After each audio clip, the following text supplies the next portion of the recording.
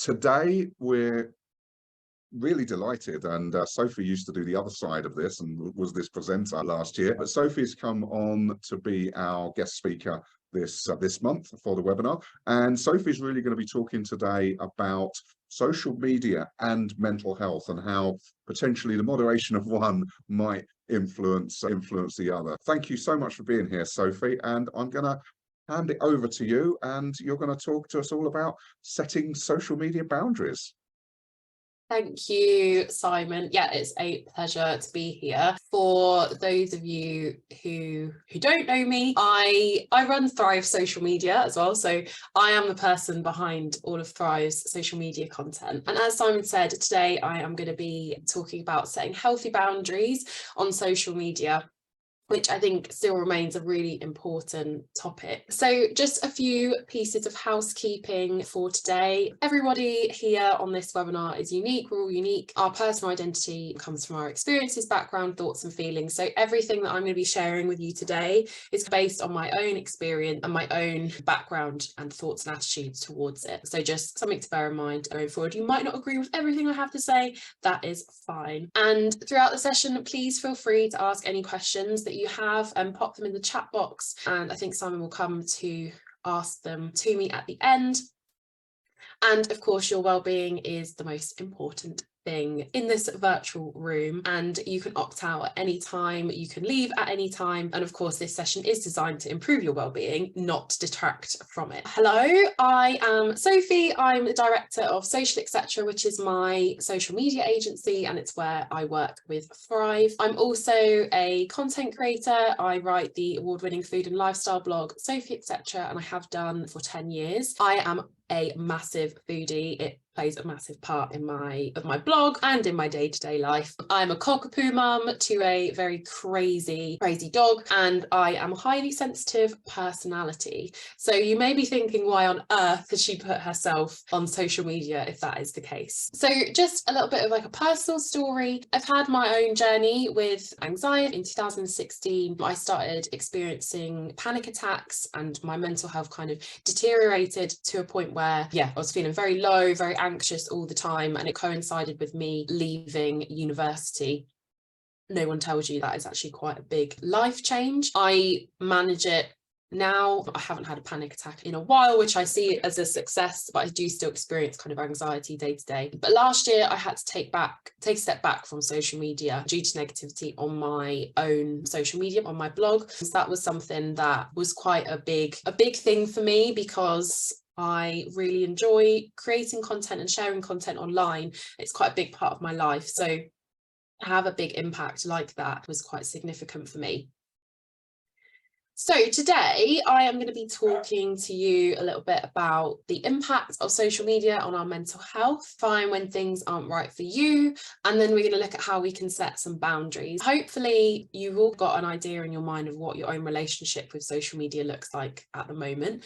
Perhaps it feels very balanced, perhaps it feels like you're using it a little bit too much, perhaps it is really having a negative impact and you're currently taking a step away at the moment. So yeah, you've probably all got your own experience with social media. I love social media for these reasons, and it's a really great tool for creating a community. I'm a creative person, so I love creating content. I love building a connection with people online. It's a really great tool for businesses like Thrive to build credibility with their audience and also obviously convert their audience to paying customers. However, it can make me personally feel very drained, and I'm sure I'm not alone in that. It's not something that like fills my cup. It can feel like quite a negative place to be. I also get massive FOMO, so fear of missing out, and I'm very aware that I use doom scrolling as a tool to cope with my own anxiety, and that results in me feeling even more anxious. So I'm very aware of the kind of paradox that I kind of work in. For me, the benefits personally like far outweigh the kind of negative side, and I think if you're very aware of that and you can manage it, you'll find to stick around. But I think the key thing for a lot of us is identifying when things aren't quite right. There's a lot of research out there that suggests that social media can lead to increased feelings of anxiety, depression, isolation, and inadequacy, especially tying into those feelings of FOMO. there's always someone on your social media feed sitting on a beach like this, and it can feel, it can make you feel pretty jealous. Can also lead to self-absorption as well, so real like narcissistic tendencies. And there is such thing as like full-blown phone addiction. Using social media and our phones gives our brain a kick of dopamine, same drug as when same hormone as when you eat really nice food, or you're taking drugs, drinking alcohol. That repetitive behavior and release of dopamine can also lead to addiction. It's why we so subconsciously just pick up our phone and we kind of scroll without thinking. That kind of reward system is very inbuilt into our brain. And here are some facts just about the state of social media on society, especially with young people. So 91% of 18 to 25-year-olds are now on some kind of social media app. And I think I also read a really crazy stat the other day that said that 4 billion people on the planet are now on some kind of like Meta-owned app. So Meta owns Facebook, Instagram, and WhatsApp.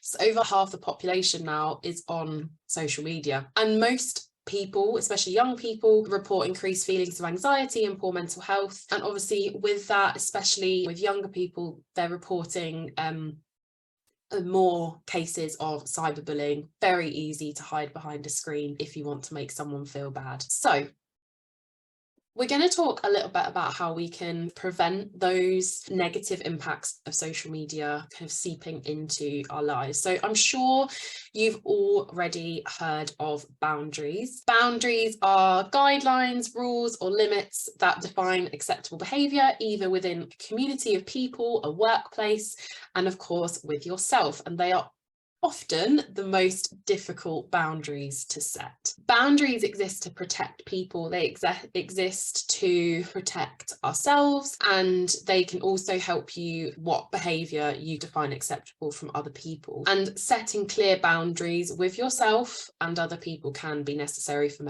your mental health.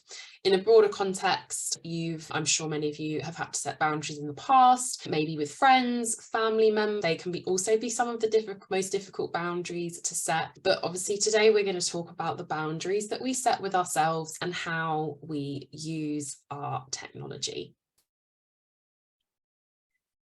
So these are some of the kind of like grounding principles of boundaries in social media, and it's something that I learned from my favorite meditation app, Headspace. And it's emphasizing that you are the only person that can control your relationship with social media. So you are the one that gets to decide how you use it. And I think that's really important to remember. Often when we feel stuck in this cycle of behavior, we can feel like we don't often have control over something. And I know from experience that I often, when I'm in a period of feeling very anxious, I reach for my phone and it is that quick, it's a quick hit of dopamine, but actually afterwards I feel worse. But then because I feel worse, I keep scrolling, and then it's like this endless cycle of feeling slightly better and then feeling worse and then keeping scrolling.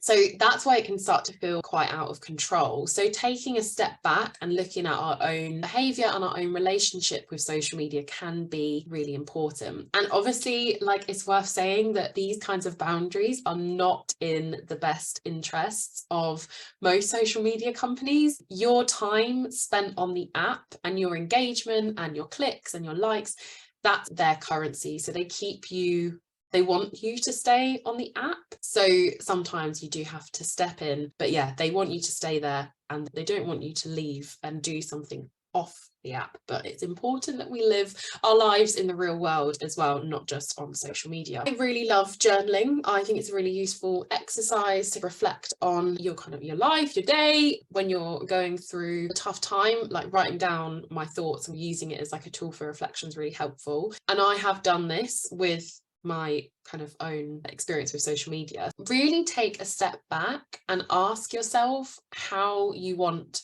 your relationship with social media to look like. So do you want to make you feel positive? Do you want to feel inspired when you look at it? And then think about how you want it to make you feel as well. Often I think some of us are definitely guilty of befriending or following certain accounts that make us feel like jealous or worse. We're like keeping an eye on someone that we maybe didn't really like at school. That's a great example of someone you should not be following or get rid of. Think about like where you want it to be in the future, and then think about how it is actually currently making you feel. So recognizing those moments when you're like, actually, yeah, like I can see that I feel anxious when I've been scrolling for a while. I feel like inadequate when I look at it. I feel jealous. And also think about what steps then you need to take to get there. So a really great starting point is actually to look at your screen time. I'm a social media manager. I do spend like more time on social media than other people because I have clients that I have to, I engage with using their accounts. So my screen time is always slightly higher, but sometimes I can really see on my screen time where I've had like a bad day. And I will hold my hands up and say, sometimes I have had 6-hour screen time and I'm like, where has that day gone? If I've just been sitting on the sofa or just, doing that doom scrolling again. So being really conscious of your screen time and using that as a kind of basis to look at what steps you need to take. Most phones like Samsung and Apple phones now, those screen timers built in.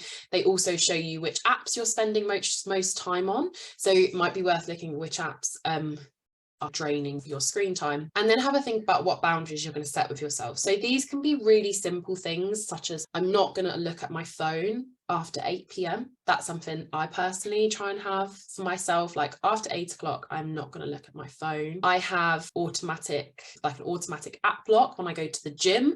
So I'm not scrolling between doing exercises at the gym. So think about times where you are like, actually, I really do not want to be on my phone at this time or using it as like a distraction. I want to be fully present, fully in this moment, and maybe think about setting those boundaries for yourself. So implementing these things, it's all very well recognizing it, but implementing is often the hardest thing, and of course like maintaining that. So yeah, as I said, every time you go to reach for your phone, just become aware of how you're feeling, notice how you feel, and then just count to 5. And often the need for you to reach for your phone and check something, unless you actually have got like a call or a message from someone important, you're probably just reaching for it to scroll on social media anyway. Another tip is to curate your feeds. So your social media feeds that you have, so like LinkedIn, Instagram, Twitter, Facebook, you don't have to be following certain people. I know social media algorithms throw up different suggestions for people to follow, but focus on following and connecting with people that make you feel good about yourself and make you feel positive. A lot of people forget that they can, like, this is something that they can do. So you are more in control of who, and if you're using stuff like TikTok and Instagram, you can let the app know that you're not really a fan of seeing a particular kind of content. So if something comes up and you don't like it, you just say, I don't want to see any more of this. Another great tip, Simon mentioned it earlier, and I haven't actually included it because somehow I completely forgot, is just by default having notifications switched off, especially for social media. So I have all of my notifications switched off for every social media app I have on my phone. So throughout the day, I'm not getting random messages come through. I decide when I want to check those apps for messages, and I have set times during the day where I do that. Make sure you add any auto responses on business pages. So Facebook and Instagram, they have this really great feature. If you get a direct message, and especially if you run like a product-based business or even something like a restaurant, if people are sending you messages all the time, like asking to book a table, asking where they can find a certain product, if you have an auto response or FAQ kind of button set up so that they can find that information without you as a human being having to respond, that's always really helpful as well. I always recommend any of my social media clients do that. And then another great thing to implement is obviously starting phone free or social media free periods of time. So I try really hard to stay off social media on the weekends and try and have at least one social media free weekend every month. I went to a cabin in the middle of the countryside over New Year and we just locked our phones away, and I cannot recommend that enough. I felt very refreshed afterwards. I did more journaling than I'd ever done, read more pages of my book. So start thinking about kind of those times where you maybe are endlessly scrolling and filling it with something that's maybe a little bit more positive, more productive, listening to a podcast or reading a book or just going for a walk without your phone. That's really important as well. A couple of useful resources before we finish. There's a really great book called How to Break Up with Your Phone by Catherine Price. It's a little bit more general in terms of speaking about phone use, but let's face it, most of our phone use is social media. That's a really great book. It's a little bit repetitive, but it's got some really great tips in it for implementing and getting to a point where actually you can live without your phone for a couple of days, if not more. I really like the Forest app. If you're working, it basically you can add like time blocks. If you look at your phone, then your tree dies. Screen timers and app blockers, these are pretty much built into most phones now. I know my Samsung has the ability to have different modes. So I mentioned earlier about the gym. When I go to the gym, the GPS detects that I'm near the gym and it blocks all of my apps other than important calls. So I'm not even distracted by WhatsApp while I'm in there. I can just go get my workout done and I'm not distracted or drawn into looking at my phone. And I also have kind of like a work mode set in during the day. So that's really useful. And then obviously Headspace, like I use my phone in a positive way for using meditation apps, and I think that's also a really great way to start building more positive relationship with your phone. Like it can be a tool for your well-being as well.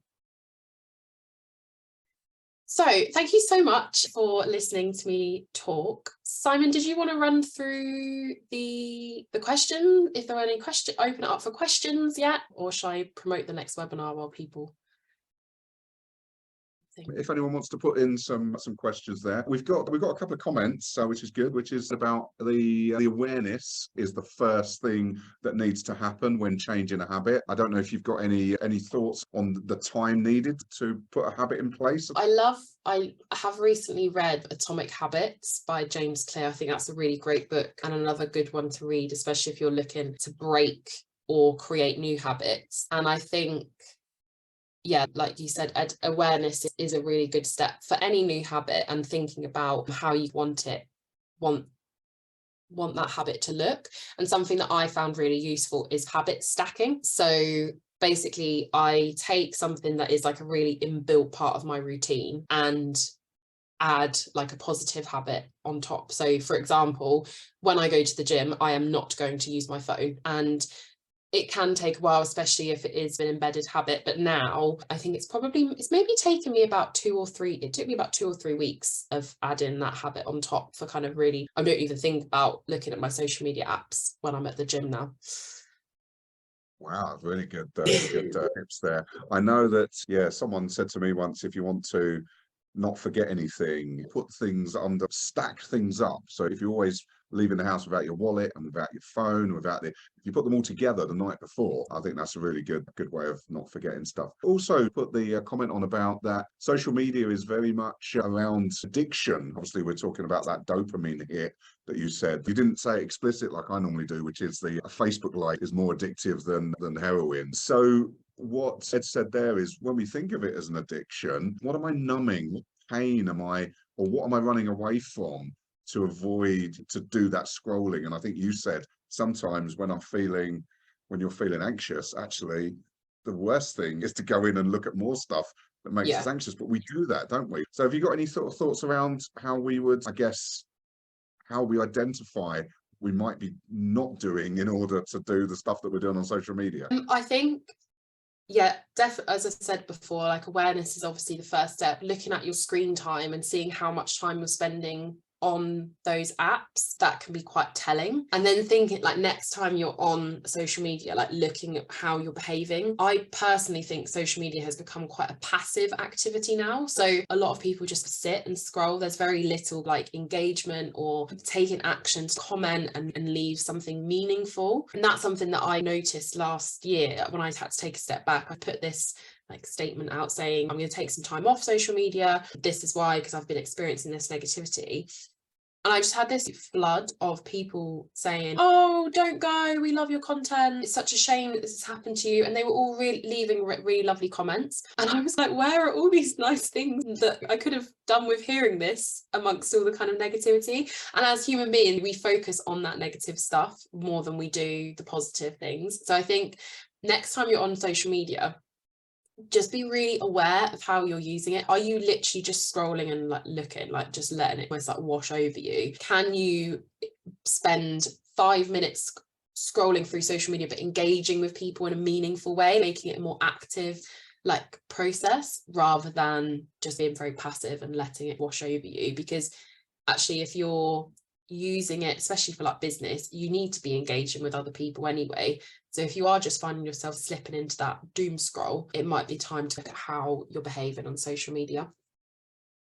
Yeah, no, that's brilliant. And James has put there that sometimes if you do go to the gym, unless there's a really urgent need, you could just leave your phone at home, couldn't you? Which is, I love your, the phone is detecting I'm near the gym, so it puts the lock on it. But I guess if you haven't got that phone with you, but then that then activates your other one that you said at the beginning, which was the FOMO. And it's like, I've not got my phone with me. How am I going to deal with that? Yeah, and also I think a lot of people now, like our phones are like, when I think about all of my phone is like multi-use. So it is my phone. I use it to phone people and I use it for social media. I use it for work, but I also have Spotify, and I personally cannot work out at the gym without Spotify. It also has all my workouts listed on it. So I could go like fully old school and pick up an MP3 player and take a notebook to the gym with all my workouts written down. But I think we also have to be quite realistic. Like obviously with our phones, there's a negative impact to it, but they have also made our lives better in other ways and more streamlined, if that makes sense. No, I totally agree. It's the thing that I try to do, and sometimes successfully, sometimes unsuccessfully, is I always try to charge my phone downstairs and away from my bed. I try to put it down as early in the possible as I can, but I quite often, when I make that suggestion on any of the mental health courses I do, the biggest one people go back to me is but it's my alarm. Yeah. And at that point, I have to point out that because I'm very old, people don't know me. And up until my mid-20s, when I first got a mobile phone, I was able to get up in the mornings quite comfortably with something we old people used to call alarm clock. Yeah. Do you have any other suggestions for why people can't put their phones downstairs? Is there something that you would advise people to do with getting that charge in place somewhere else? I guess for a lot of us, like we don't actually have a landline in our house. Like we don't have landline phones. So our phones are the only like way that we have of like communicating with someone outside the house, if that makes sense. Again, that's my issue to deal with. So I don't like, maybe start off, if you're really like, I cannot charge my phone downstairs, start off by doing it the other side of the room. And then if you can't have it downstairs, it makes you too anxious to have it downstairs, then put it in like a room nearby that you're not going to go in at night. I think, yeah, it's like as long as it is away from your bed and you're not, because that's the habit there. If we wake up and we look at our phone first thing, my apps don't turn on until 7:30 after I've been to the gym and stuff. So I have been able to like implement that quite harshly with myself. Like I don't really check social media until I sit down at my desk, which I'm quite proud of. No, that's really good. My biggest one is if my phone's downstairs, it takes me a lot longer to get to Wordle than if it's next to me. And my morning go-to is Wordle. And I do find that if I do have my phone next to me, because I do occasionally, I forget sometimes and take it up. And then the first thing, like you say, the first thing you reach for is your phone, and it can be quite damaging. I know that, especially that bright light as well, straight first thing in the morning. Yeah. No, Ed has just said, don't have phones in the bedroom. He's quite explicit about that. There we go. That's a good attitude to have. Brilliant. If we've not got any more questions, anything else? So, Sophie, to sum up then, and I'll just come back onto, we do have a question here. Do you think we may have a physical obsession with our phone, the physical holding it in our hand? Thanks, James. I think, yeah, and I'm sure there is some research on that. I can't like cite it off the top of my head, but it's a little bit like smoking, right? Like people almost become like the reward of picking a cigarette up becomes like the reward. Like with a dog, I can pretend to throw a treat at him and he jumps to catch it because it's so conditioned into him. So I think, yes, I agree. I think like we reach for our phones subconsciously because that's like the reward system that we've got ourselves. We check every time we see a message or a notification, it's like, oh yeah, like little reward. So yeah, I think there is. And how many times have you reached for your phone in your pocket and it's not been there and then you like freak out? Yeah. I don't know if any other people, I have the three things I check for repeatedly. I go, have I got my car keys? Have I got my wallet? Have I got my phone? And as long as I can touch or see or feel all three of those, I'm in my happy space. That it's like a comfort blanket or a dummy. Yeah, it's that knowledge that our connection to the outside world is still there. Wonderful. Thank you so much, Sophie. That was I learned a lot today myself, and I probably need to have a masterclass with you actually next time we meet up. So you can show me all of the really cool apps and how to disable them. And maybe we'll put something on Thrive social media. That would be a great. Oh, there we go. Maybe you can do a little series of videos of how to. The irony of putting on social media, how to disengage social media apps. I think that's I do love that. Thank you so much again, Sophie. And as Sophie said, our next free webinar is on Wednesday, the 26th of April. We're inviting back, you'll be pleased to know, Shezzy Kennedy. Shez is our Neurodiversity Director, and she's going to do a little bit of a deep dive into autism, ADHD, and dyslexia. We look forward to seeing you on the next one. And Sophie, thank you so much from me. One last comment from you before you go. What do you think the next big thing will be in social media? What's the next big app that's coming out? Oh my gosh, that's really put me on the spot. I think rather than app, it's more of a trend for the next year. I think we are going to start to see a little bit more like realistic content from people, so a bit more relatable, especially businesses. They're hiring kind of content creators to create content that's a little bit more relatable, kind of a bit more realistic. There's a lot of kind of de-influencing as well going around, so people like choosing products that have been overhyped and telling people not to buy them because they're not that great. So yeah, I think we're going to see it come down a little bit more back down to earth.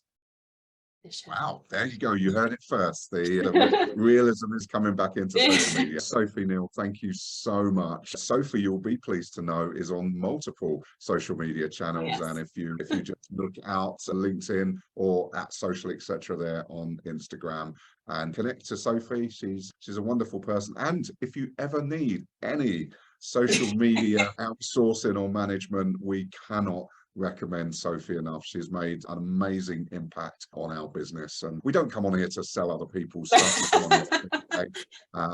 we love you, Sophie. So thank you so much. Yeah. Any last words? No, thank you. Yeah, as I said, I'm most active on LinkedIn and Instagram, and I do also have a newsletter. I send out a little weekly newsletter. It's all good, useful content. So yeah. Wonderful. Thank you so much. And again, thanks everyone for joining. Have a great rest of your day. Thanks. Bye.